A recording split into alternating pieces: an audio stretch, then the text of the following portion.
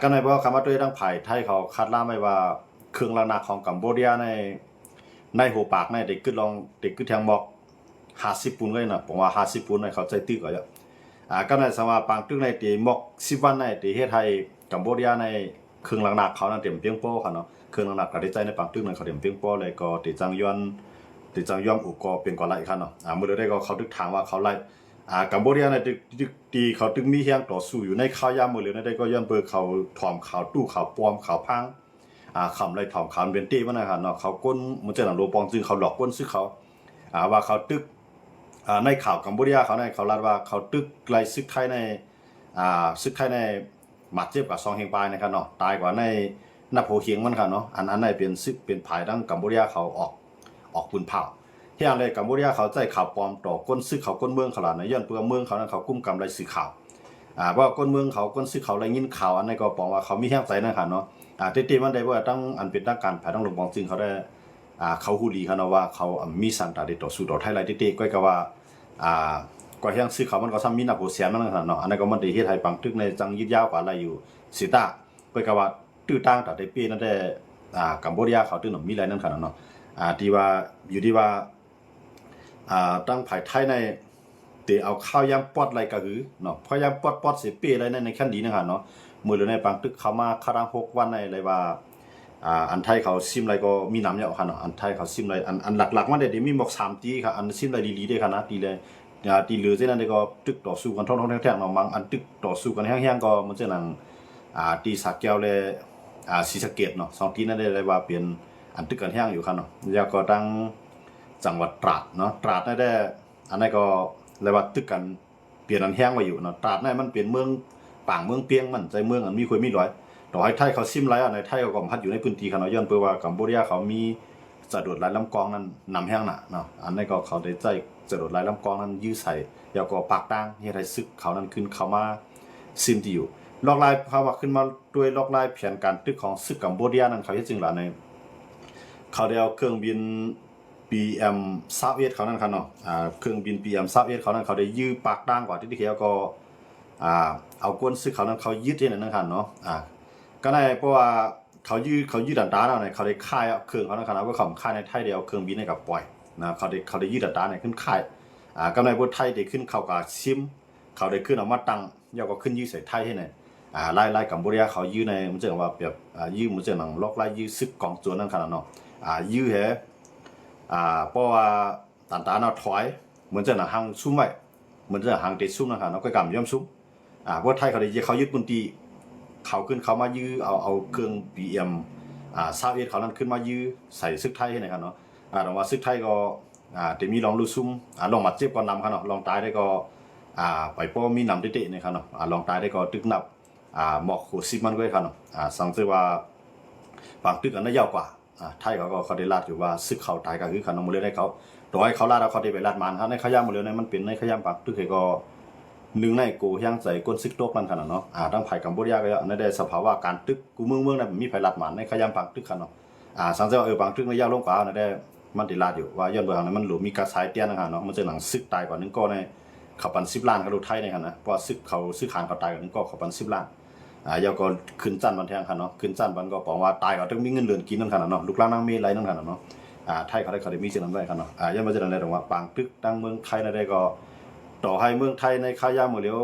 มีโรงปองซึ่งอันเป็นทางการเนาะมันเป็นโรงปองซึ่งหักษาการไว้โจข้าวในสิตาคออาณาซึกนั้นตึกเตรียมทวนตาได้เกียรติขีดแผ่นดินวันเมืองเขาเนาะบอกว่าตึกเดซึกตึกกว่าข้าวย่างหรอกครับนะตั้งไผ่ไทยเขาได้เขาดึงนำรัด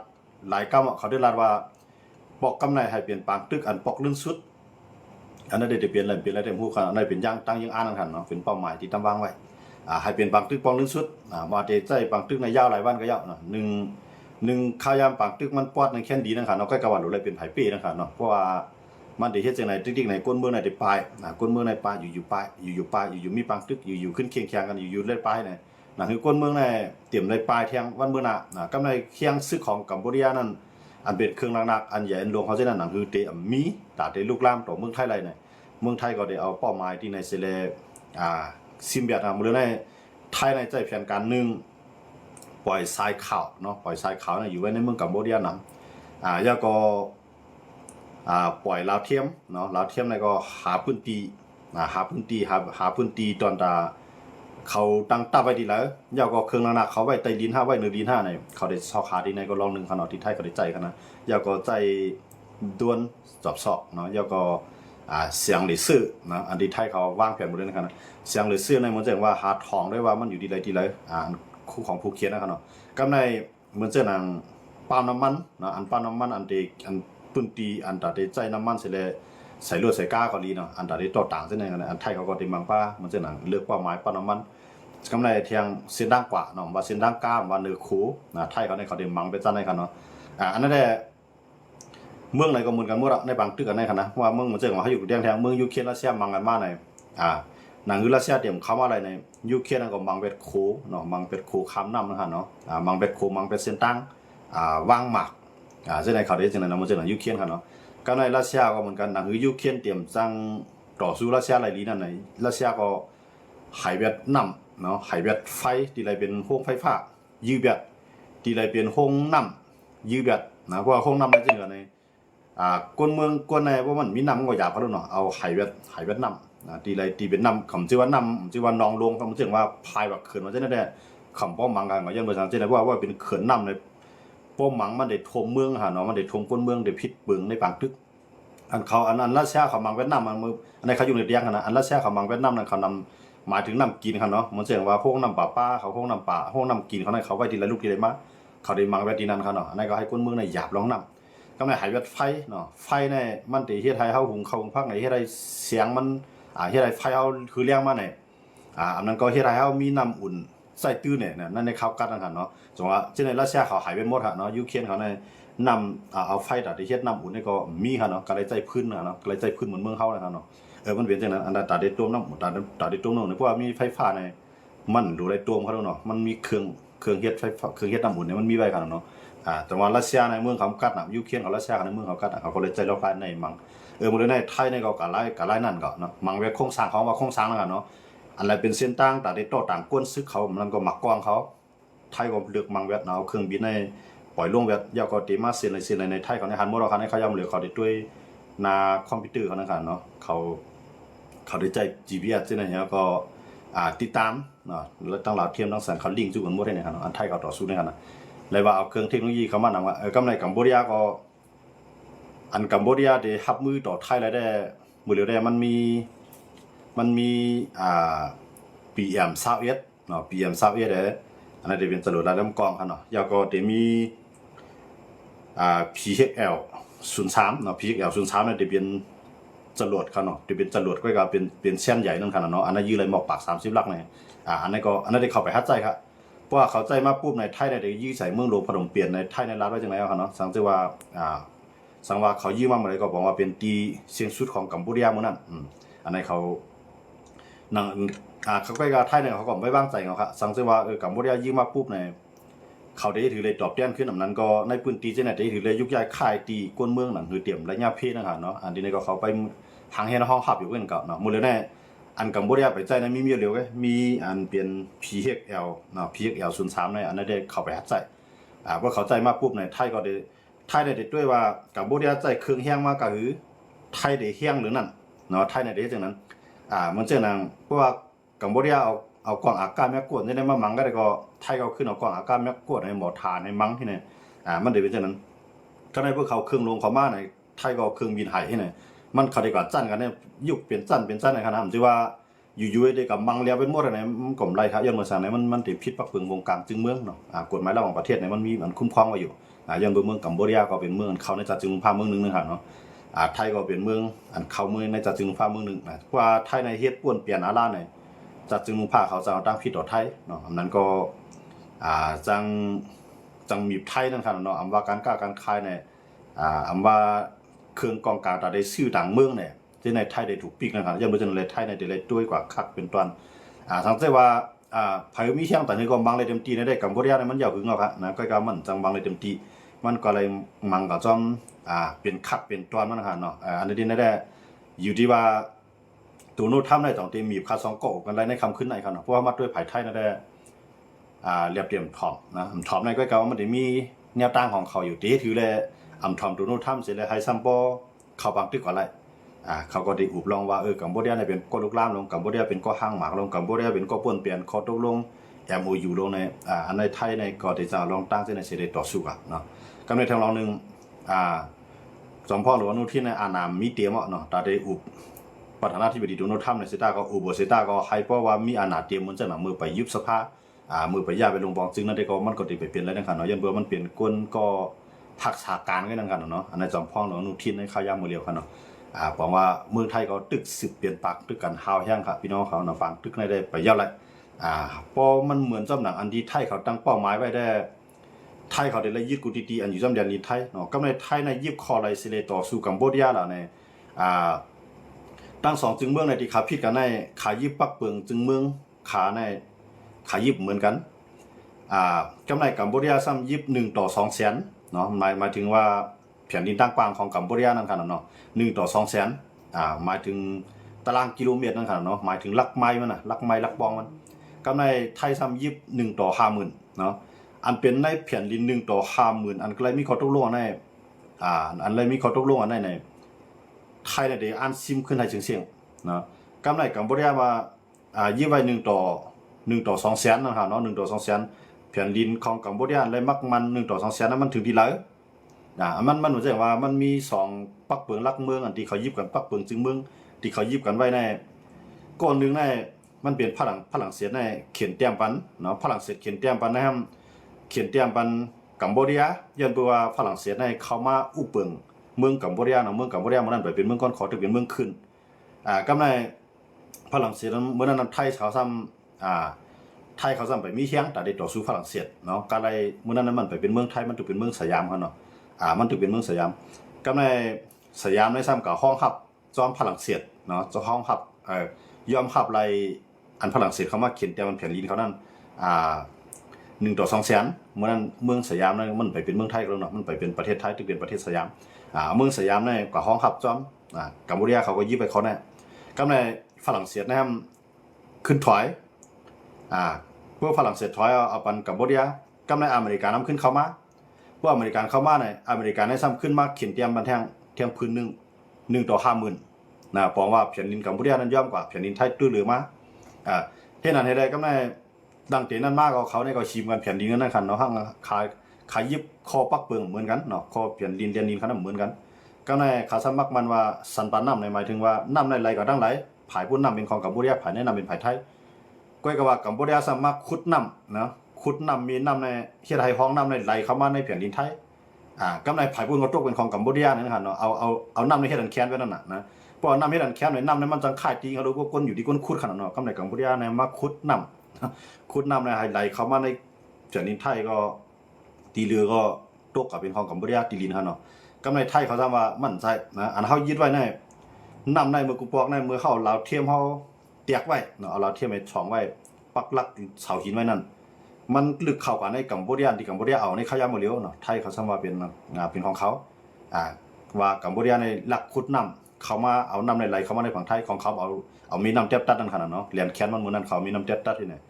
พวกมาด้วยมันจะเมื่อจุ่มตู้ก็เหมือนกันนะเมื่อจุ่มตู้ก็เดี๋ยวเอามีน้ำในเต็บตัดก็นะเหรียญลินใต้ถึงดีแล้วเหรียญลินไทยถึงดีแล้วเนี่ยเขาก็มีน้ำเต็บตัดในครับมันตั้งนะใกล้ไหวหลังมาก็มันก็หายก็มีน้ำมันวางก็จังค่ายทีเนาะมันจังค่ายจริงอ่ะในเพราะว่ามีกวนมันไหลโดยสภาวะนะครับเนาะมีกวนเฮ็ดของยาของมันน้ำนั้นไหลกับที่ก็มือกูปอกได้ไผก็มีลาวเทียมนั่นครับเนาะไผมีเงียนไผมีปิงยาก็มันได้หลักเวียดนามเขาในนาดินเบิ้นนั่นครับเนาะมันได้เป็นเช่นนั้นก็ในเพื่อเอาสันปันน้ำวาในเอาสันน้ำวาในมันจะว่าน้ำในมันได้มี2ผังแล้วเนาะผังปุ้นก็เป็นของซัวผังในก็เป็นของเขาในกลางมีน้ำใน5อะไรก็ครึ่งเขาได้มักมันจังนั้นครับเนาะย่ำบ่จังนั้นแหละกัมพูชาในไทยในเขาตึกกันมาหิมกันมาในก็ตั้งแต่ฝรั่งเศสมักมันเนาะสยามก็ย่อมภาพว่ามันนั่นแหละนะก็ในว่าสยามเนี่ยมือในสยามเนี่ยมันมีอยู่ขนาดมันอยากกลายเป็นไทยไปแล้วเนาะเพราะว่าสยามเรียกลายเป็นไทยปุ๊บในกำในก็เอาซ่อมอเมริกันว่านั่นขนาดเพราะซ่อมอเมริกันว่าก็แผ่นดินนั้นอันกัมพูชามาอยู่กูดีๆในข้าวยามมือเดียวเนี่ยมันเป็นของไทยนะขนาดย้อนบ่จังนั้นเลยตรงว่าไทยเนี่ยได้ขึ้นออกมากูดีๆเนาะพอมาด้วย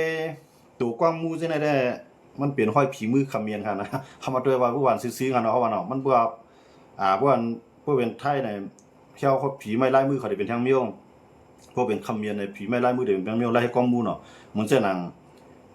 เมืองมานเมืองใต้ก็ย่อมเหมือนกันเมืองมานในเมืองไทยก็ย่อมเหมือนกันขนาดเพราะว่ากองมูนะมันเฮ็ดเหมือนกันก็ว่าที่อะไรไทยเขาสมาเป็นของไทยล่ะในย้อนปือว่าไทยเขาในยามกับอุปเปิงเมืองกัมพูชาเนาะยามกว่าอุปเปิงเมืองกัมพูชามันหลายจีตอนกำเดียวค่ะเนาะที่เขาเอานั้นเมืองคนด้านในกัมพูชานั้นเป็นเมืองคืนของไทยกำในเพราะว่าฝรั่งเศสมาในไทยในมันไทยในซ้ำปีฝรั่งเศสเลยไทยในก็เลยย่อมถอยปั่นให้ฝรั่งเศสเอากว่าเนาะให้นานๆว่าไทยในมันกูบอกได้มันเป็นแผ่นดินมันได้ใจค่ะของเตียว่ามันเป็นผีไม้ลายมือคำเมียนเฮ็ดเอานั้นได้ใจย้อนไปทางนั้นเพราะไทยกับยึดนาดินนั่นก็ของมันแจกพระเจ้าคือเขาดูเนาะเจ้าคือมันเสียงคำเมียนเขาอยู่ในผังไทยเขาก็เฮ็ดกองมูขึ้นมาใจว่าเป็นผีไม้ลายมือคำเมียนก็ว่าอยู่ภายใต้อุปเปิงพ้องกำของไทยนั่นขนาดเนาะมันเสียงเขาอยู่เรียงก็มันเสียงหนังใต้เขาก็เฮ็ดไว้ในเมืองเขียกองมูนะเป็นกองมูใต้แน่นอนเนาะก็ขี่เขาอุปเปิงค่ะนะแต่ว่ามันเป็นจังนั้นกันในอยู่เรียงค่ะเนาะกำไรมันก็ตอนนั้นก็ใต้มันก็ได้รัดว่าไทยเขากับชิมของกัมพูชาอยู่จังนั้นจังนั้นเนี่ยมันใจว่าไทยกับชิมครับเพราะย้อนเบื่อคำเมียนั้นยามเป็นเมืองคืนของไทยเนาะเหมือนจังจือเจเวียงเขาบางตีในยังตึกเป็นจือไทยอยู่ครับเนาะก็การจือในเมืองไทยในบางตีก็ยังเป็นจือคำเมียนครับย้อนเบื่อในพวกไทยกับอุปเปิงเอาไทยก็ได้ต่างจือวันจือเวียงเป็นจือของไทยนั่นขนาดเนาะกำในเมื่อฝรั่งเศสมาอุปเปิงในหลายตีหลายตั้งก็มันก็เป็นจือของคำเมียนนะจังว่าในเมืองไทยก็มีจือคำเมียนในเมืองคำเมียนก็มีจือไทยเนาะกำในกองมูนั้นมันผีไม้ลายมือลายเฮ็ดลายช้างได้มันออกเปลืองห่างของคำเมียนย้อนปืนก้นคำเมียนในก็เฮ็ดช้างก้นคำเมียนก็เฮ็ดช้างก็กับก้นคำเมียนอันเฮ็ดช้างนั้นมันเป็นก้นคำเมียนอันอยู่ในเมืองไทยเนาะเหมือนจังหวัดสุรินทร์ในมันจื้อเลยจังหวัดสุรินทร์เข้ากับในนั้นในเป็นคำเมียนหมดอะครับนะก็กับว่าเขาเลยจื้อชาติไทยหมดอ่ะมันจะมีอย่างสอนจื้อว่าเมืองไทยพวกกับด้วยในมีอย่างสอนในส่วนใหญ่นั้นเป็นใต้ครับอันนั้นเขาอยู่ดูแย้งกันนะเดี๋ยวก็กับใต้เขาได้เขาเลยชิมมันทั้งเขาเลยชิมมันทั้งไทยสังของเขามีเมืองก้อนขอขนาดนะสังเขามีเมืองก้อนขอได้ใต้เลยไทยในเขาได้ชิมกันนะเหมือนเจ้าหนังเล่าเลยไทยเขาก็ชิมกันเขาดูหลายพื้นที่เขาก็ชิมกันอันนั้นเขาอยู่ในเตียงนี่เนาะก็ใต้ได้ชิมไทยได้มีสังเนาะย้อนไปเจ้าไหนแต่ว่าในเขาก็ได้อยู่ในเตียงว่าแห้งเลยใต้มันก็เลยถามว่าแห้งเลยไทยเขาในจีว่าสังว่าเจ้าไหนเป็นจีของคำเมียนว่าไทยสังว่าเป็นของไทยแหละเนี่ยให้พี่น้องเขาหลายก็ได้เลยครับพูดว่ามันเปลี่ยนเมืองคำเมียนในกูบอกมันยามเปลี่ยนเมืองคืนของไทยนะมันยามเปลี่ยนเมืองคืนของไทย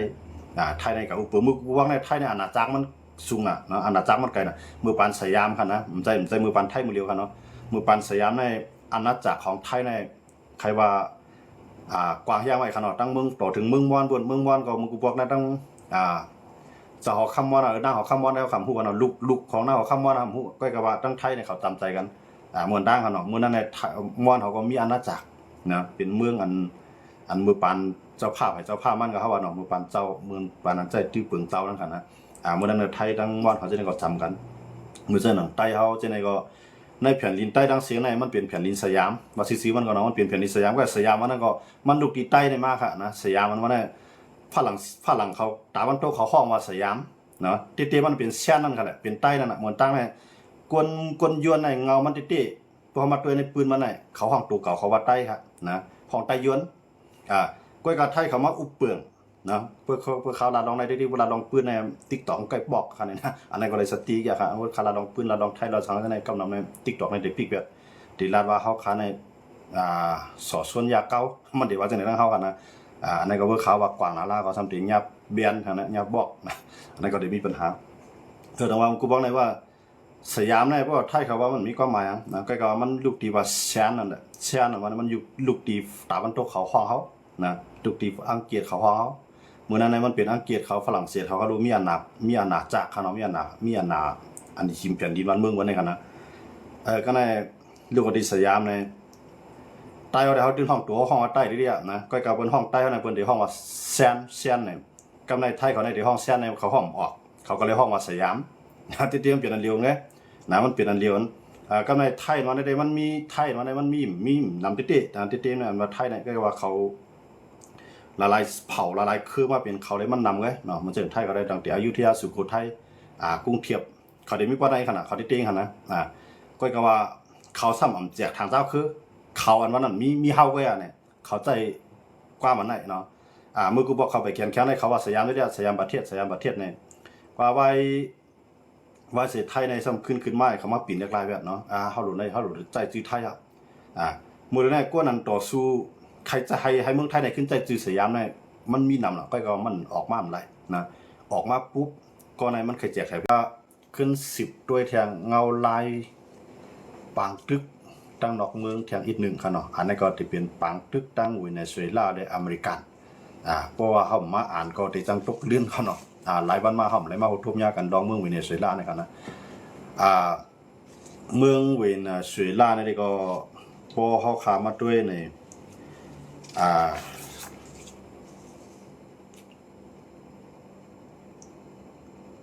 อันเป็นมาตูโรค่ะเนาะ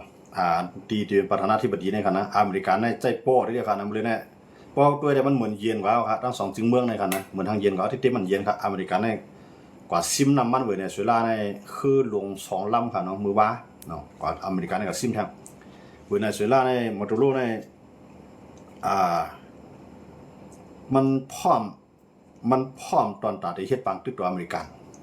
โดนัลด์ทรัมป์ในทางเฮียนกว่าเฮียงซึกว่าคือลำนำว่าเครื่องบินตึกว่าเครื่องบินปีทูจังได๋คั่นนะทางเฮียนไปตอนตัดได้ก็ปล่อยมากใส่สังเกตว่ามาตุลาในพร้อมตัดได้ปืดปังตึกต่ออเมริกันเนาะอเมริกันในติดในบ่เลยในโดนัลด์ทรัมป์ในมันไล่ยุ่งเอาไล่ไผ่เนาะตั้งนึงในเวเนซุเอลาในมันอ่านเอาให้ไล่ว่านะเพราะว่ามาตุโรในย่อมถอยตอนย่อมถอยตีเลยเปลี่ยนประธานาธิบดีนั่นค่ะเนาะย่อมลดจันมันเสร็จเลยย่อมโปเนาะย่อมโปอันที่เลยเป็นประธานาธิบดีนั่นอเมริกันยินให้มันโปเนี่ยอเมริกันรัฐว่าเตรียมมาตั้งพิษสังมันอย่าก็ให้มันป่ายกว่านอกเมืองป่ายกับเมืองอะไรก็ไรอเมริกันเนี่ยที่เอาข่มรวมปันเนาะอเมริกันเนี่ยเดี๋ยวจ้องมาข่มรวมมันใครอยู่เมืองอะไรก็ไรใครอยู่ราชาก็ไรใครอยู่ที่ไรก็ไรอเมริกันเนี่ยยินข้อเสนอจังไหนเนาะโดนัลด์ทรัมป์ในค่ะนะยินข้อต่างย้อนไว้จังไหนกำไรมาดูโลในมันถามมาจากพ่อมาแต่ได้โปตันเฮียงตีเลยเปลี่ยนประธานาธิบดีนั้นมันพร้อมอยู่ครับก้อยการมันซ้ำย้อนจริงหรือในย้อนให้อเมริกันเลยยุโรปในขึ้นปืดปันการกล้าขายให้เลยเมืองหนังปักเก่าเปิงเก่ามันกูปอกเดเตรียมเลยปิกเปียป้ายบางมีของมันให้มันกล้าขายเดี๋ยวเลยยุโรปเขาเลยอเมริกันเขาอันนี้เป็นมาดูโลก็ตกย้อนกันเนาะคำในทางเราหนึ่งอันในหลวงปองจึงในหลวงปองจึงเวเนซุเอลาเนาะหลวงปองจึงอันเป็นมาตูโรนั่นก็เลยเสียมว่าอันอเมริกันเขาไล่เอาตั้งพิษไว้นั้นก็จะจึงนุ่งผ้าเขาแล้วตั้งพิษไว้เช่นนั้นให้ปลดปล่อยมันเสี่ยงพอปลดปล่อยมันเสี่ยงให้จังไหนเราก็ปลดมันเส้นทางการค้าขายเนี่ยมาตูโรนั่นยอมตัดเดยอมวางมือทางการเมืองพร้อมตัดเดวางมือดังตีเลยเป็นประธานาธิบดีกันเนาะอันนั้นก็กับโดนัลด์ทรัมป์สัมพร้อมเลยเนาะโดนัลด์ทรัมป์สัมว่าใครเจ้าเขาก็เหลียวก็ไปไรลูกหลานนางเมฆก็ไปไรก้อยกาเจออันไรออกไว้เปตั้งพิจนั่นอันเปลี่ยนในหลวงปองจึงเวเนซุเอลานั่นอันตึงมีดังพิจก็ตึงเดี๋ยวไรมีอยู่เมืองเก่ากำไรเพราะว่าไปไรเลือกตั้งยาวเสียเลยไปการเมืองในไปง่ำเย็นได้ดีๆเนาะว่าตึงมีลองขีมอนากันเนาะแน่ตึงมีผายไรผายนึงปีกินกันเนาะแน่เมืองอเมริกันเขายุโรปเขาในไปเปิดปันเส้นด้านการค้าขายกำไรเพราะอเมริกันในเป้าหมายของมันได้มันใครปิ่นลงบองจึงเองต่อนะเพราะว่ามันปิ่นลงบองจึงไรมาตูโรในย่อมถอยบอกว่าตูโรท่านมันก็เตรียมเยื่อให้มันถอยไว้ก็เอาลูกเมงปลายไว้เงินคำที่มีก็เอากว่าแฮก้อยกาว่าอย่าไปให้ปลดปล่อยมันคุกก็หมายถึงก้นในหลวงปองจึงมาตูโรนั่นขนาดเนาะก้นในหลวงปองจึงเวเนซุเอลานั่นมันได้มีหลายก้อที่ออกมายามาย่อบเนาะยามาย่อบแบบที่จะจึงลุงผ้าเขาตั้งพิษไว้ก็การมาตูโรซ้ำว่าให้ปล่อยเป็นเสียงๆมันก็ที่ย่อมโป๊กเนี่ยก็ในอเมริกันก็ย่อมค่ะนะโดนัลด์ทรัมป์ก็ย่อมว่าโดนัลด์ทรัมป์ย่อมก็ในมาตูโรในก็มันก็มีดังเร็วขนาดมีดังเร็วก็มันก็เดี๋ยวเฮียงซึกมันมาต่อสู้อเมริกันเนาะเฮียงซึกก็มีหมอก200,000เนี่ยของนะมันก็เดี๋ยวเฮียงซึกต่อสู้อเมริกันอเมริกันนี่ก็ผู้ว่าเฮียงซึก200,000เนี่ยเพราะว่าคำย่อมในตาเด็กเอาเฮียงซึกตาเด็กกว่าซิมแบบท้องเฮียงซึก200,000เนี่ยก็มันก็ง่ายเนาะย้อนด้วยอเมริกันนั่นเอาเฮียงซึกกว่าเนี่ยมันเอากับ60,000ไงสมเด็จกับ16,000เนี่ยมันก็ได้ยากเนาะหาเนาะจังแล้วมันเลยใจเครื่องนางขึ้นกล้ามละลายเนาะมันจะนำมาเรียนในเครื่องบินF-35เครื่องบินหลายๆเจ้าหลายรองค่ะเนาะมันจะหนังเครื่องบิน B2 อันทิ้งละอันปล่อยหมักลงนั่นนะซึ่งในก็หางแฮนไว้หมดเราคือต่างเครื่องบินนั้นมันก็2 ลำเนาะ1 ลำในตีต่างอะไรอยู่60 ลำเนาะคือ1 ลำในต่างเครื่องบินอะไร60 ลำบอกว่าเอากับ2 ลำค่ะเนาะมันปากปลายค่ะเนาะว่า2 ลำก็ปากปลายหมดเลยในจำไว้อยู่ไว้ในน้ำแคริบเบียนค่ะเนาะน้ำปางหลายแคริบเบียนค่ะเนาะอันนั้นก็มาดูโน้ตทำอะไรว่ามาด้วยเนี่ย มันยุ่งจำกูเมืองอ่ะนะปางตึกนั้นมันยุ่งจำกูว่าเหมือนแจ้งว่ามันเป็นในลุงพาในมันเป็นโปนหมดอ่ะถอนไปมันเฮ็ดอะไรตรงนู้นทำได้กันนะที่แน่ๆถามว่าแต่มันได้ยื้อฮะเนี่ยเมื่อเราได้มันเอาเฮียงซึ่งในอยู่ดีก่อนหลอกได้ก่อนนะเอาเครื่องบินตึกพึกไว้ในหนังนำการหาจะในพร้อมพึกตึกว่าสั่งว่าจะในคือว่าจะในหางยันไปหมดกันเนาะพร้อมแต่ได้สั่งใจว่าใจลอกลายเตียกหมอกกันหน้าเอาเลยมาดูรูในย่อมถอยอันนั้นได้อเมริกันในจังเขาซิมอยู่ค่ะเนาะมันได้ยุคเขาว่ายุคทหารขึ้นบกในมันจะว่าเอาซึกในปังหลายนั่นออกมาเหนือลีนเนี่ยก็เอาย่างซึกเขาซิมกันเนาะก่อนเดี๋ยวย่างซึกเขาซิมนั่นเดี๋ยวเครื่องบินในปล่อยก่อนเอาตั้งคือในยื้อใส่เนาะมือเลยในคือลำน้ำก็กว่าคือต่างเครื่องบินก็กว่าคือตื้อกว่าเนาะหางเงี้ยซึกกูลองหางแห้งก่อนบอกกันหน้าอะไรตัวโน้ตทำเฮ็ดสังได้เปิ้นก็ติดถังเรียกมันตั้งนานกันนะมันแลบเต็มปล่อยรอดแล้วนะมาตุโลในแลบเต็มรอดแล้วนะเพราะว่ามาตุโลในกวายกับปุ๊บในเมืองเวเนซุเอลานั่นที่เป็นเมืองดิโมคราซียาวก็เกินสู่ตะวันตกปองว่าแข่งขาเขลิรัสเซียนั่นก็พูดกับสองขาอ่ะนะรัสเซียก็ขามันพูดกับควันเนาะฮะเขก็ขาพูดกับควันย้อนเปอมาตุโลในเปลี่ยนตัวแทนของรัสเซียเป็นตัวแทนของเขก็ลานว่าติจอยนะติจอยมาตุโลมจะว่าจอยยังซื้อกันนะจอยซื้อจอยขายจอยปันกองกลางเขก็ออกมาครับว่ากำในรัสเซียได้ส่งกว่านะหมากมุ้ยจิ้นยามเครื่องลักๆในรัสเซียได้ส่งกว่ากำในอเมริกันก็พูดว่าขี่ในรัสเซียในเตรียมปล่อยให้มาตุโลในซุ่มง่ายๆจังว่าอเมริกันก็เครื่องลักๆกันขึ้นการในหายกับมดเราครับเลยนะว่ารถถังนั่นจังกว่างปังหลายเขาลูกเนาะรถถังนั่นแบบกว่านะเอากว่าเครื่องบินเครื่องบินได้ต่างคือกว่าต่างคืออยู่ไว้ในปังหลายไว้กำในคือลำน้ำแล้วก็ไว้นะอยู่ไว้ในน้ำขีดเบี้ยนหมดอ่ะพร้อมตอนตัดอันภัยถ้าสร้างการซื้อข่าวรัฐได้ก็เพราะว่ามังเต้ๆในอัมพล10 วันยามหมดในครับว่าเมื่อวันในเซล่าเนี่ยนะอัมพล10 วันยามหมดเพราะอเมริกันมังกำเนี่ยนะอันนั้นอยู่ดีมุตโลก็มาเลยนะเพราะว่ามุตโลตกลงกับปุ๊บนะได้อเมริกันก็เตรียมได้ยื้อเพราะมันยอมถอยกันเนาะเพราะมันยอมถอยมันก็ยอมปลายเพราะมันอยู่ในเมืองได้คือก็มันรอดอย่างว่าโลปองจึงก่อนขึ้นมาเนี่ยมันตั้งมือหรือในอันเป็นมาตุโลในเฮ็ดไทยจังมันเอาตั้งพิษมันนะเอาเย็ดขอกว่าใช่ไหมกันในว่ามันได้ขึ้นมาปุ๊บในมันได้ขึ้นตอบแทนขึ้นย้อนบ่จังอะไรมาตุโลน่ะมีดังเลยก็นะติเลยปลายนะตึ้งติเลยปลายก็เพราะว่ามาตุโลในปลายกว่าเนี่ยก็บอกว่าเมืองเวเนซุเอลานั้นอเมริกันที่มามีอาณาปาวะเนี่ยก็อเมริกันก็ที่มาน้ำมันดีนะเนาะย้อนว่าในลุมฟ้าในอันน้ำมันอันขึ้นนำที่สุดในลุมฟ้าอันเมืองขึ้นน้ำมันนำที่สุดนั่นเนี่ยเปลี่ยนเมืองเวเนซุเอลาทีแน่ๆเพราะว่าภัยไล่ก็ยาวเนาะสังว่าขี่ไล่กว่าก็ขี่ในไล่เงินตั้งนำเอาดีเนี่ยก็ในพวกอเมริกันมาไล่กว่าเนี่ยก็อเมริกันเอาดีเลยตั้งนำสังว่าภัยก็คลายนั่นนะตีๆเนี่ยภัยก็คลายน้ำมันนะครับเนาะน้ำมันนั้นเปลี่ยนมีโอกาสขันใหญ่ขึ้นนะเราว่าอเมริกันเนี่ยเอาไล่ตั้งพิษเนาะมันว่าอเมริกันเนี่ยเวเนซุเอลาในกล้าขายน้ำมันพิษปักเปิงเนี่ยว่ะมันจะว่าต่างกว่าก็สร้างขวัญเปิ้นนั่นนะครับเนาะหลักคูดเอาสังสิ่งที่นั่นนะครับนะอันนี้ก็อเมริกันก็ยึดไว้กำในนี่ว่ามาตุโรในกล้าขายยาเมากำหายไปได้เอาเครื่องบินบางไปได้ยังมาในคือในปังหลายเนี่ยคือของเวเนซุเอลาในพวกมาในอเมริกันในบางแบบบางผู้กาเอือกนะดีของอเมริกันในพวกพันดีเจ้าอเมริกันในหมดเลยเนี่ยนะอเมริกันถ้าว่าให้อย่างเลยอันเป็นฝรั่งเศสเขาเยอรมันเขาเนาะอังกฤษเขาให้อย่างเลยซ้ำว่ามันมียาม่าในต้นหันอเมริกันยอบไรสิบอกว่ามียาม่าก้อยกาอเมริกันทำการโจมเบียดเขาได้โจมในหมายถึงว่าเอาหมักลงในปล่อยลงใส่โจมเจ้ามันตั้งลำยาม่าก็เอามากค่ะเนาะบอกว่ามียามาเถอะหัวก็ว่าโดนโนทำในลาดว่าเวเนซุเอลาเนี่ยเปลี่ยนโปกายาลายใหญ่นะเปลี่ยนโปกายาอันเป็นเงาขังปืนตั้งหลังมันเสกล้าขายเขายุโรปและอเมริกันเนี่ยจังว่ามันก็การเครื่องบินมันปล่อยหมากใส่เรียบเลยนะจังว่าคือเวเนซุเอลาในผมเคยจังกว่าแล้วยังว่าอเมริกันเนี่ยกว่าตั้งไว้ในน้ำแคริบเบียนในพวกมาในบางปอกหายป้าคือรัสเซียค่ะอเมริกันในขณะอย่างรัสเซียมันก็น้ำมันที่เวเนซุเอลาเขาเนาะก็เอาน้ำมันเดเวเนซุเอลาออกมาน้ำมันรีบในขณะยังก็ขึ้นมาเจ็ดมาทองขึ้นขายเป็นน้ำมันลีนึงครับเนาะ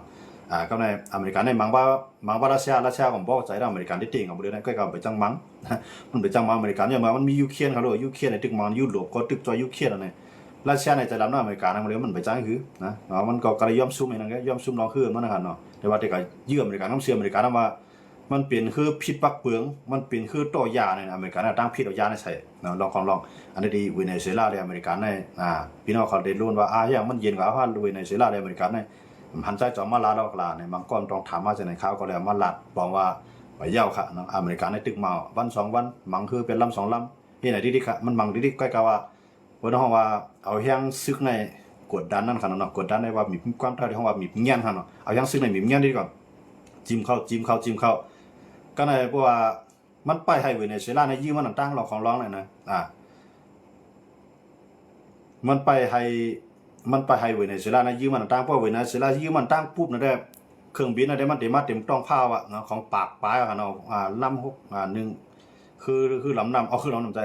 คือต่างเครื่องบินใน2 ลำมัน2 ลำหมดเลยนะพี่2 ลำในปองว่าอันต่างเครื่องบินหนึ่งลำในต่างกับ60 ลำเขาเนาะเป็นกับ62 62ปากเศร้าครับเนาะแปลว่าเครื่องบินปากเศร้านั่นปากเศร้าลำค่ะนะอันในเครื่องบินพร้อมแต่เดมังเวเนซุเอลาบอกว่าในคารังบอกซิวันในเย่าหยามดในครับว่าอันเปิ้นคัดล่ามไว้ครับเนาะเพราะว่าเนาะอันผ่านการซึกเขาหลายเมืองดีเปิ้นคัดล่ามไว้พวกอเมริกันมังเวเนซุเอลาในตีใจขยำ10 วันกันเนี่ยขยำปอดๆกันเนาะ10 วันขยำ10 วันมังผ่อมตั้นถึงก็เป็นไรครับเนาะว่าเครื่องบินต้องเป็นปากเศร้าปากเศร้าลำหรือนั่นก้าให้ป้าตั้งปีทู่แทงเนาะปีทู่เนี่ยมันเป็นเครื่องบินลองพลเครื่องบินลองพลมันจะว่ายื้อมันก่อนไรมันจับไรมันนะสังว่าเอาเครื่องบินให้ก็ได้ก็หาว่ายื้อมันไรเครื่องบินปีทู่เนี่ยมันเดวีไรในมันจะว่ามันเดมีเห็นเหตุของมันครับเนาะมันเดมีเดต้าของมันแทงกำไรมันเอาหมากในกับปล่อยเนี่ยหมากมันนึงลูกก็น้ำหนักมันเพิ่มเป็นตะไลเคียงตันเนาะนับคง10,000 ตันมันครับเนาะนั่นนักมันนับคง10,000 ตันมันครับนะรางวัลที่แน่ๆเฮาคำมาด้วยเนี่ยเวเนซุเอลาอันเป็นมาตูโรนั่นได้เรียบเต็มรอดเรียบเต็มรอดครับเนาะพี่น้องเขาว่า2 เฮงตันนะครับเอาครับยิงโจมกันนะบางปอก็ลืมเอาครับเนาะเฮาด้วยมาตัดเสียขาวเนี่ยบอกก็ไปลืมเอาครับนะทีนี้ได้ลองเวเนซุเอลาครับเนาะกำลังได้มันถามว่าตึกเอาผ้าไหนไปตึกนะเอาแห้งซึกเป้าหมายได้อย่าไปซึกนะอย่าไปอะไรตายก็อเมริกันในมันเฮ็ดน่ะนะอย่าไปซึกมันได้ตายก็ให้แห้งซึกในมีไปให้เวเนซุเอลาเนี่ยอย่าไปฮัดขามให้ก็ให้โมดูโรนะย่อมไปอันมันเฮ็ดได้ยังอันนั้นได้เองก็นะก้อยกาพวกมันไถมอคาน่าเลยโมดูโรนั่นย่อมไปใส่ซ้ำว่าแห้งซึกมาเข็งมันขึ้นเลยมื้อได้โมดูโรนั้นมันย่อมไปครับลูกเอาแห้งซึกมาในสั่งการแห้งซึกมันแห้งซึก200,000เอาครับนะ200,000นี่ก็ใจอีกนะว่ามังได้อเมริกันก็ได้ใจเขาย่างว่าสังว่ามังนั้นเนาะก้อยก็ถามว่าได้เปียตื้อตั้งได้ตื้อตั้งได้เปียที่มันมีกำไรเหมือนเจ้าหนังรัสเซียเดียวแห้งซึกมันก็จ่อยฮะมันตั้นก็จ่อยนะเดียวขี่เดียวยังซื้อกับจ้อยขี่กับจังกับจ้อยหรือซื้อว่าขายเป็นกองกลางไงมันได้หลายนั่นไงยังบ่จะได้ดอกว่ามาโตโรนั่นเรียบเตรียมรอดนะเรียบเตรียมรอดนะนั่นก็ตีขึ้นปลายก็อยู่ที่รัสเซียแทงเหมือนเจ้าหนังเหมือนเจ้าหนังผู้นำซีเรียครับเนาะผู้นำซีเรียนั่นก็ไล่ปลายกว่าก้อนนึงเอาครับเนาะประชานั่นขนาดนะอันนั้นก็ปลายกว่าปลายกว่าที่เมืองรัสเซียเอาครับเนาะอันนั้นก็ต่างกว่าหลายนั่นนะเฮาเข้ามาด้วยกันเนาะก็ในอเมริกาในหรือซื้อเมืองเวเนซุเอลาในไปเย้ามือเหลือใน10 มองเมืองไทยเขาเนาะทางได้เขากันเย้านะทั้งเมืองไทยเลยทั้งเมืองกัมพูชาในทางได้ถูกโน้ตทำในทั่วมาหาเขาทั่วมาหาจอมพ่องหลวงนูทินแล้วก็จอมพ่องหลวงคุณมาเนียดนั้นก็หุ้นเสียดเนาะทั้งกัมพูชามือเหลือในเพราะเมืองไทยก็มันตึกเปลี่ยนตัวเขาว่าเป็นโปเปิดนั่นขนาดเนาะเป็นโปสั่งสอนดูว่าตัวมันเรียนในขนาดคิดดูโน้ตทำเนี่ยก็ในเมืองไทยในได้อุกันว่าเจนได้ไปพูดเนาะเขาได้อุกันมือก็ได้ออกข่าวมาว่าได้อุกันข้ารังก็มองได้ทูหาจอมพ่อหลวงนูทินเนาะจอมพ่อหลวงนูทินก็เนี่ยขี่หูเนี่ยอาบน้ำไปเท้าอ่ะนะได้ไปถอมความหลาตรงนู้นทำอันตกลงกันไว้อย่างในสุ่มเฮ็ดซ้อมมันเดินหลานะคิงในมันหลาหลายๆเขารัดก้อนตาเนี่ยมันไกลหลานะตรงนู้นทำในมันเจอสั่งสอนเบิ่นเนาะตั้งสั่งสอนตั้งเอกอ่ะนะผู้บนใหญ่เปียงมันเมืองปอกก็หลามันปอกก็เขี้ยวมันปอกก็วันมันได้ที่จังไหนกวนก็ในกันนะตรงนู้นทำในกันนะในเดือนรองเมืองไทยในตรงนู้นทำก็ตึกติมาเป็นแกนกลางมันเสียตีให้ไทยมันกึดก็กลายว่ามาถอมไปไทยในเต็มถอมตรงนู้นทำครับนะถอมในมันชื่อว่าดีเทียงใส่กำใหญ่กำลงนาวิตาการเนี่ยผมใส่ก็ที่หาลองหาตามกูสิกูลองเสร็จเลยหนังคือที่พวกจังสืบเปลี่ยนบางตึกเสร็จเลยเฮียไทยกัมพูชาคนอ่อนเลือไหนอันนั้นได้ก็เมืองไทยก็ตึกดีคัดใส่ลองนั่นอยู่ครับเนาะผมชื่อว่ารู้ไรกึดเอาเนี่ยมันได้กึดที่จังกำปวนอะไรกำปวนได้มันใจลงปองจึงอนุทินนะมันเปลี่ยนลงปองจึงหักษาการจังนั้นเขากำปวนเขาเป็นคุณพุ่มถ้ำนะครับเนาะโทรมาพุ่มถ้ำก็ปุ๊บกึดบางตึกกำเหลียวน่ะเมื่อพุ่มถ้ำกึดบางตึกปุ๊บในไทยก็ซุ่มแผ่นดินบางตีย้อนไปเขาตกลงนะว่าเตียงขึ้นยาวว่าตกลงในเตียงขึ้นในถึงซึกไผถึงดีไรก็อยู่ไว้ดีนั้นก็พอเดี๋ยวได้ลูกล้ำเนี่ยกับในไทยเนี่ยอยู่ไว้ดีนั้นปุ๊บเนี่ยกัมพูชาได้มันอยู่นะกัมพูชาในข้าวยามเที่ยงคืนเอาหลักเอาย่างซึ่งคำว่าซีมอภาษาตาควายเนาะไล่ก่อนถึงมันบ่ได้ครับนะมันได้ไทยเอาขึ้นบังขึ้นเหลียวเมื่อเราภาษาตาควายเนาะนะก็ว่าเขาไปยึดไล่ ประสานไว้แล้วข้อมูลนั่นน่ะประสานในมาถึงข้อมูลกับเกนะครับนะอย่างนั้นได้แล้วว่าขนาดนั้นเขาลองเมืองไทยได้โดนโนทำได้ก็ตึกเปลี่ยนกรรมการมันอยู่ห้องว่าไตหนูจี้ครับเนาะผู้เตียบตัดว่าเผยเด็กขึ้นได้มันจะเป็นก้นก่อเข้ามาน่ะอันนั้นได้โดนโนทำจะเป็นว่าสิ่งอื่นเนี่ยเขาขาไปตัวนั้นก็ลึกๆทางอินได้แต่คู่ออกมาว่าเขากันสิ่งอื่นนั้นก็มือพุกกันเนาะอันนั้นก็มีลงคืบหน้าสิ่งเขาขาดสอยขึ้นมารายงานบนพี่น้องผู้ปัญญาเขาแทงในครับเนาะนะครับก็ไม่อเมริกันเนี่ยกับยุ่งเมืองไรแทงลาเนี่ยเขาขาขึ้นมาด้วยแทงอเมริกันเนี่ยมาตีเกี่ยวปานครับโมเดลเนาะมือว่าใครอยู่เนี่ยมือว่ามือซื้อคำพอต้องเดียวที่นี่เนี่ยอเมริกันเนี่ยก็เอาเครื่องบินมาเนี่ยก็เอาเครื่องบินปีทูมันมาแทงอ่ะปีทูมันเกี่ยวนะปีทูเครื่องบินลองโคนมันนะครับนะเอามาแทงเครื่องบิน F15 อันนี้ก็เอามา F15 35มาครั้งนึงครับเครื่องบิน F35 เครื่องบิน B2 หลายมิลครับเนาะเตียนมาเนี่ยอันเตียนอันอเมริกันเอามาเนี่ยเอามาโคมมันดังเกี่ยวปานอันนี้ก็วินกว่าเมืองบ่โคมว่าเครื่องบินคำว่าป้องอันนี้มินทำไมที่อย่างไรอเมริกันได้มามินต้องเกี่ยวปานนะย้อนเปิดว่าถ้าไกลสีนั่นลาดว่าประธานาธิบดีโดนัลด์ทรัมป์ได้ตีจุกมันเจ้าเฮานั่นหรือให้มันแจงเลี้ยงมันว่าไว้จังได๋ครับมือเฮาคาไปลาดลองซึกเมื่อเฮาคาไปลาดลองเอาซึกจ้อยไต้หวันนั่นเจ้าเฮาก็มาอุบลองลองตาที่คุมกันอยู่กำไรค้าเฮาลาดกว่าย่อลองตาที่แห่งซึกจ้อยไต้หวันนั่นเจ้าเฮามีตีจุกมันจังหือให้มันแจงเลี้ยงถ้าไกลสีในมีบมันก็แม่นนะผู้นำเกี่ยวปานในมีบตัวโนทำมามีบมันจังอันนี้เอาข้อความขึ้นถามขึ้นข้อความมันนะครับเนาะขึ้นถามเอาข้อความนี่ก็ถามว่าอย่างใดเจ้าเฮาในแจงเลี้ยงล่ะลองเขียนในเจ้าหันถึงจังหือก็ในว่าถ้าขายสีว่าในของเกี่ยวปานในมามีถ้าขายสีกูวันเขาดูเนาะมามีกูวันมาโหมดังรัสเซียพึกนั้นนำปังหลายเนาะดีอันจำกุลปังหลายของเกี่ยวปานนั่นค่ะนะก็ในรัสเซียขี่เอาเครื่องบินคำว่าพึกนะเอาคือคำว่าพึกเฮ็ดปลายนะครับเนาะเฮ็ดปลายเกี่ยวปานก็ในเกี่ยวปานก็หัวที่ลึกซึ้งกันขนาดนะเพราะที่บางทีขี่ที่เขามันปีกขี่มันก็เลยใจใหญ่อเมริกันก็ในอเมริกันก็หนังฮือตีเฮ็ดจ้อมหนังสาขาสีตกย้อนนะครับเนาะให้ท่าค่าสีในมันใจจอมพ่อลงเกี่ยวปานในเป็นนางยิงครับก็ว่าเป็นนางยิงก็ออกไปวนได้เฮ็ดช้างมันได้มันใจนางยิงเขามันเก่งแข็งนะครับนะมันได้พร้อมแต่ได้ช่วยไต้หวันในมันรัดคำซื้อเขาลงมีแผนหลายก็ค่ะนะอเมริกันก็ไปฮัดลาดก่อนนะว่าที่ช่วยไต้หวันเนี่ยแปลว่าเป็นวังตึ้งมาอเมริกันก็ไปรัดความเขาได้ยันว่ากูมีดังตุ้มเตือดังการไปมังมีดังเขกับอเมริกันไปว่าก็ท่าค่าสีเนี่ยมันสวนเนาะเพราะว่าเขเอาย่างซึกเขาซิมไต้หวันในเจ้าได้เฮ็ดจังเงินเนี่ยพอคนถามจังได๋ก็มันก็ตอบว่าคำซื้อว่าเพราะว่าเขในใจย่างซึกคูบไต้หวันในใจย่างซึกไอ้หิมไต้หวันในเฮาก็ได้ใจย่างซึกไอ้จอยไต้หวันคำซื้อเนี่ยมันรัดความเขาน่ะยันรัดความเขาในเขในใจลำมาหลายเรือนเนาะก็น่าเป็นเรือน2เรือนเนาะเขาเนี่ยเขใจลำนำมันในคั่นนะก็มันยอมถอยดอกทั้งหมดเลยครับถ้าใครสีนี่คั่นนะมันยอมถอยครับหน้าเกี่ยวปานเนี่ยง่ายๆนะฮะก็ในเพราะว่ามันหลาดความคอนว่าเจ้าเฮามีตีจุกมันลองซึ่งหือเตียนเขเขาพึกซึกออกในข้าวยามหมดเลยเขเขารัสเซียเขาพึกซึกในข้าวหมดเลยนะถ้าคายสีเนี่ยมันเขียงต้าไว้2เมืองค่ะในข้าวยามหมดเดียว1ในรัสเซียย้อนเปิมันติดตั้งรัสเซียเลยตั้งมันในขายชิมกันน้ำปังหลายนะชาชิมกันน้ำปังหลายเสียมก็ชิมกันป้ากุนปังหลายถ้าคายสีเลยตั้งปูตินนะครับเนาะปูตินในผู้นำรัสเซียถ้าคายสีเนี่ยเป็นผู้นำเก็บปะขายชิมวันนี้นะกำในรัสเซียก่อนป้อใจครับกำในเกี่ยวปานทำเดียวขีปนาวุธเนี่ยกว่าตั้งไว้ที่กูนั่นแหละกำในรัสเซียมาพูดตั้งไว้ที่กูนั่นแหละก็เหมือนตั้งว่าหาตั้งพิษกันเนี่ยรัสเซียก่อนป้อใจนะก็หางยันซึกพึ่งกันก่อนไปตัวตึ้งก่อนกำในกว่าเคียงดอกรัสเซียเคียงดอกขีไปเยาะนะเคียงดอกขีไปเยาะขึ้นมาเคียงดอกรัสเซียน่ะมาเคียงดอกรัสเซียปุ๊บไหนกำในขี่ก็ใจล้ำรัสเซียก็ใจล้ำมาหัวมือในพึกซึกหรือกลางเท้าแล้วก็พึกซึกในน้ำเนาะในน้ำในมาถึงบางหลายเขาเนาะเพราะฉะนั้นก็ในรัสเซียเขาขี่เขาได้หัวมือกันเนาะเจ้ารู้หันถึงจริงหรือถูกดีเลยจริงเนี่ยเพราะมันตกย้อนจากไหนคิงโดนัลด์ทรัมป์ก็น้อยนาเต็มตางเอาลากเครื่องบินปีทูมันบินมาหูหลายลำก็เดียวขนาดนะมาในนับเป็น10ลำเขาเยอะคำว่าพึกกันในน้ำปังหลายในขนาดนับเป็น10ลำมันนะ60ลำเขาเยอะเนาะที่ดูอเมริกันมาในตั้งเก็บปานแทนมาโหมันก็หลาย10ลำเขาเยอะเนาะขับพึกในขนาดพามาด้วยในคำบังในคำเจมังกับขับพึกในปังหลายผู้เป็นเขาว่าเมืองว่าใครโคมันเนาะมันมาเจ้าเหมือนบอกว่าขี่ก็เพราะว่าอเมริกันเฮ็ดจังในบอกว่าอเมริกันได้เก็บปานในตึกยิ้มมือกันแห้งอยู่เพราะอเมริกันได้เก็บปานเฮ็ดจังในขี่ก็มือเลยในขึ้นรถขึ้นค่ะนะแต่ว่าขี่ในว่าบนตึงมันได้โคตร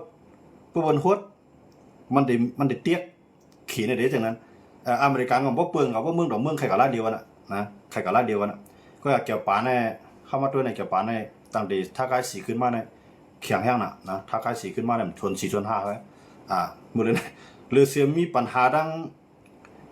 เรือเสียมีปัญหาดังเขี่ยก็ไม่มีปัญหาดอกรัสเซียถ้าใครสีเนี่ยมีปัญหาดอกเกาหลีใต้จอมเต้ในเกาหลีใต้ดังขาในเป็นด้วยดีกันเพื่อนบริษัทในขามาให้ด้วยดีกันนะเต้ในกุนปังลายดังเกาหลีใต้เลยกุนปังลายของเขี่ยเนี่ยเขาก็หิมมันแท่ง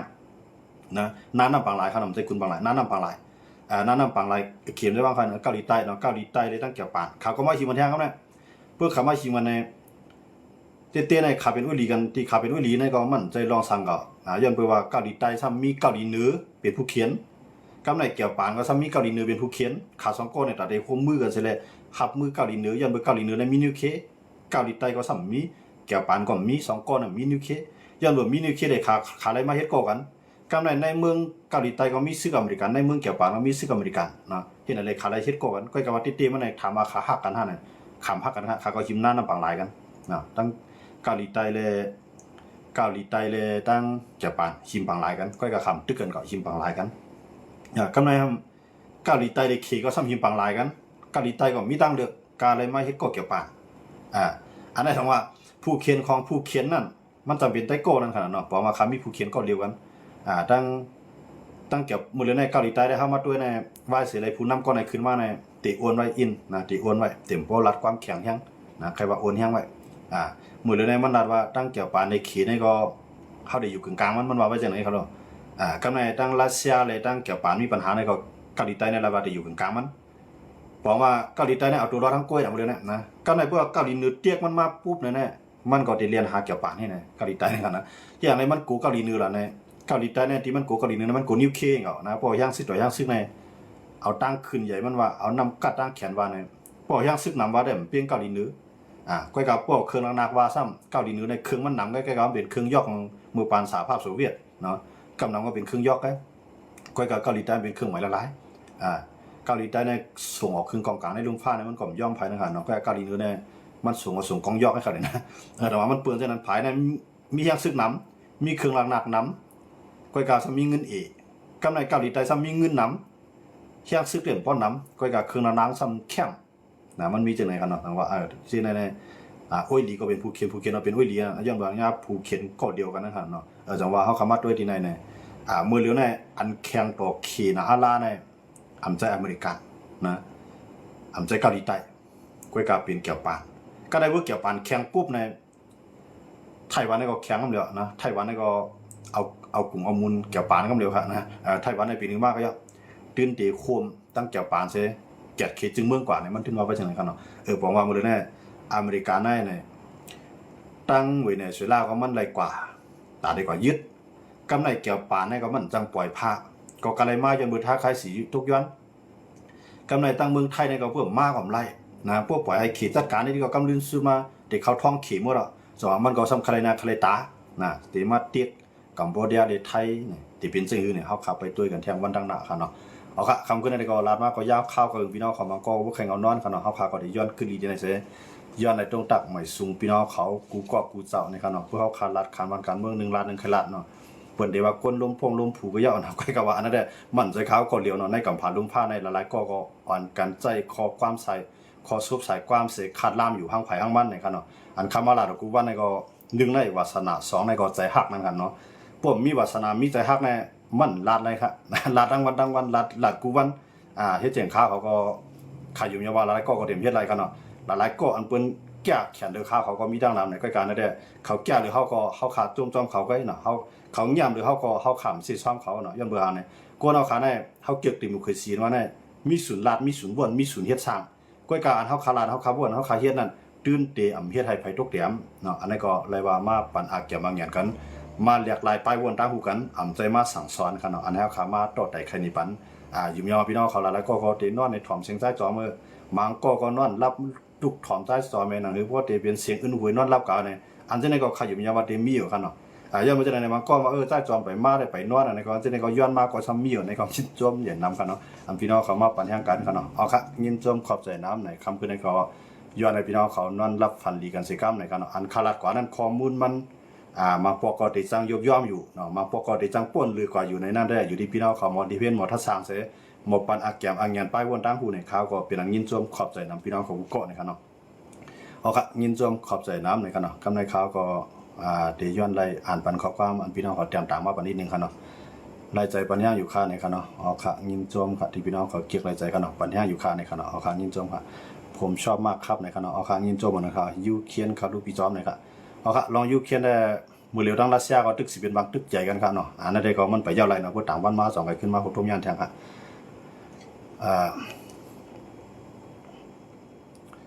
แม่มาเลยยินไทยมาวินลาเดโซฮกลาอากูนะครับอันเครื่องบินมันเข้ามาเมืองไทยได้ครับไปได้ยินข่าวครับใกล้กับว่าหมากมัดตกในเมืองไทยได้มีข่าวนะมือว่าในตกกว่าครับเนาะตกกว่าในเมืองไทยไทยก็ขึ้นยื้อกองลงตอบกว่าขึ้นเนาะครับตอบนั่นจิว่าก็ยื้อให้ซึกมันครับนะยื้อหลอกก็ยื้อบันพังนั่นครับเนาะอันว่าเครื่องบินมาในเมืองไทยได้ข่าวไปได้หันครับเนาะไทยตายครับเมื่อไหร่ครับเอาค่ะตายอยู่ครับเมื่อไหร่อันหันตายได้อันข่าวมาได้ตายก่อครับเนาะที่จังหวัดสระแก้วครับเนาะที่นั่นตายก่อครับอาปีประเดในขณะเอาข้างยินจมค่ะยินจมค่ะที่บันแห้งค่ะเนาะถอมลูกคำยาวค่ะในขณะเอาข้างยินจมค่ะนอนเสร็จถอมอยู่ใต้จอมเอาค่ะนอนเสร็จถอมก็ให้รับพันดีค่ะเนาะปราสาทตาควายเป็นของเผ่าปีนะครับว่าเป็นไทยก็ว่าเป็นของไทยนะครับเนาะกัมพูชาก็ว่าเป็นของกัมพูชาย้อนไปขายชีมันในมันจ่องอะไรตึกกันนะครับเนาะเตี้ยมันได้ป้อในปืนว่าได้มันก็เป็นของไทยครับย้อนเบอร์หางไหนย้อนเบอร์เมืองกัมพูชากูบอกมันเป็นเมืองขึ้นมันเป็นเมืองขึ้นหมายถึงว่ามันเป็นเมืองก้อนคอยบนนั้นอุเปืองเนาะอยู่กุแจ้งเอาเหมือนเช่นเมืองใต้เขามีเมืองเขาก็อยู่ใกล้กับห่ำไรเมืองก้อนคอมเขาในอยู่ยันจังเปื้อนเขาจะจึงนุ่งผ้าได้จังเปื้อนกันในประมาณว่ายึดปุ๊บในก็เขาก็ตกอยู่ภายใต้กับเมืองมันผมว่าเป็นเมืองขึ้นของมันเนาะกัมพูชาเมืองตั้งเป็นเช่นนั้นยันว่าเช่นนั้นเลยถึงว่าตวัดสตาควายแบบว่าสตาเมืองท่วมหลายตีหลายตั้งครับเนาะอันนั้นก็มันเป็นของไทยเนาะก็กัมพูชาว่าเป็นของเขาเลยมันได้ตึกกันมากนะครับเนาะป้อมเลยทำข่าวใจจอมนอนรับค่ะออกค่ะยินจอมค่ะนางยินจอมค่ะที่เกี่ยวไรใจกันนะไปเป้ไว้ในมือเลี้ยวเนี่ยค่ะเป้ได้ไทยเป้ไว้มือเลี้ยวในอันไทยยึดไรลีใน3 ตีเนาะ3 ตีในยึดไรหัวปากเตี้ยมากค่ะเนาะเกจูตินประเดี๋ยวได้หน้าทองแต่เป้เนเมสู้ๆขนาดเนี่ยออกค่ะยินจอมค่ะที่ปันแห้งกันค่ะนะ